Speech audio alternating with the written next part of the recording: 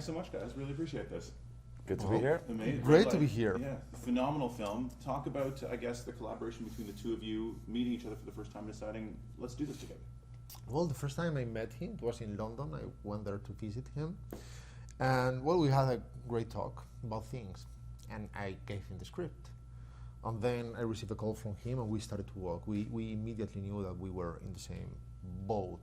So it was an amazing time with him. He's such an amazing actor. So skilled. He has this powerful way of approaching performance, and still with this elegance, even when he gets to very committed places. And I always thought that we were partners, like if we were driving the Route 66 together. It was that easy, and it was a joy. What was it about Tom that drew you to the character?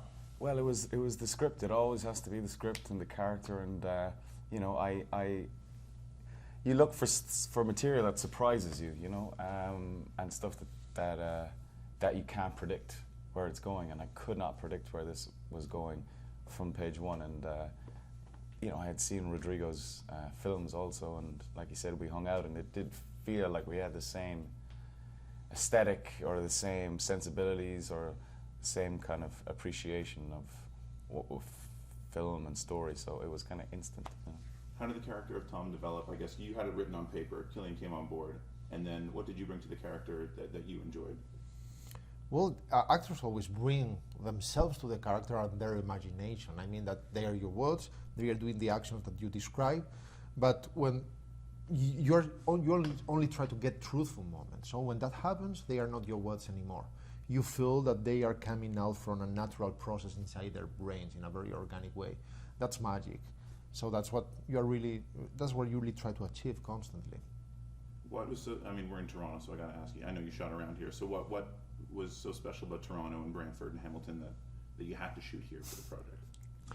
Well, of course, many things also have to do with the financing. There are certain things that make sense and things that don't make sense, but I was here for the very first time at the festival showing Buried, and that's when I discovered the city for the very first time, and it was like a different city every 100 meters. So it was like amazing. Okay, I think that I can work here and get great things. And actually, when we went to Hamilton on the scouting, I would say it's a very nice town in the conventional terms, it has its gems. But that's what I mean, and it has a certain taste that has a lot to do with the energy, with the touchable, and then atmosphere that we were looking for. So everything looked natural to us. Did you guys have time to hang out and see the city? Or? It was a really tough shoot. There was you know, when you're doing nights and then days and then nights again, it's really hard to do. But I've been here also many times for the festival, and always loved it. I have many Canadian friends here in Toronto as well, so I've always loved coming here. Do you shoot with a lot of takes? How is he as a director? Is it a lot of takes, or it's just, you got it, we're good? He's what you want as an actor, in that he's a director that knows what he needs, you know, and is so confident in that, and that gives you confidence then. But we worked fast, like we did a crazy amount of setups a day, like I don't know, like 40, 50 setups, like really, really fast. So you know, you get into a rhythm and you have an understanding between each other about what is needed. And I think once you have that language or that shorthand, it becomes really quick, you know. I'd love to keep talking about the filmmaking process, but I know we only have a few minutes. So the film really talks about belief and religion and God and ghosts and all this stuff, and it kind of reminds me of X-Files, like just in the question of, is there something else? So I would like to get your thoughts on that. Is there something else? Something else beyond what? I mean, yeah, there's something else. There are many things out there that cannot be explained yet, because you don't have the tools. You think on radio frequencies, they would have been considered paranormal 3 centuries ago, so you cannot only think that only things that you can explain now exist. You get new tools every time. And again, that reference to X-Files is funny, because there's actually in the lab they work in a poster with this UFO floating over a mountain, like in X-Files, but instead of "I want to believe," it reads "I want to understand." That's what the movie is about. That's good. How about yourself? Yeah, I mean, I second everything he's saying. You know, it's a big question.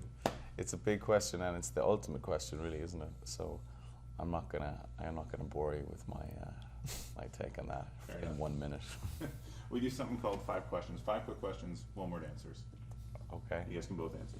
I'll try to with my English. Lennon or McCartney? Sorry? Lennon or McCartney? McCartney. Both. I love Lennon too, but McCartney. I have to choose. Spielberg or Scorsese? In my case, it's Scorsese, but I love Spielberg. Both. You could be both. Biggest influence on you as an actor and as a writer-director? Scorsese. Theater. Cool. Film you're most proud of? I just done 3. I don't know. Red lights. I would never say. Okay. And in one word, red lights. In one word. In one word. What? That's good. Brilliant. Awesome. Thanks so much, guys. Appreciate it. Thank you. Thank you. Awesome. Thank you very much. Those questions are tough.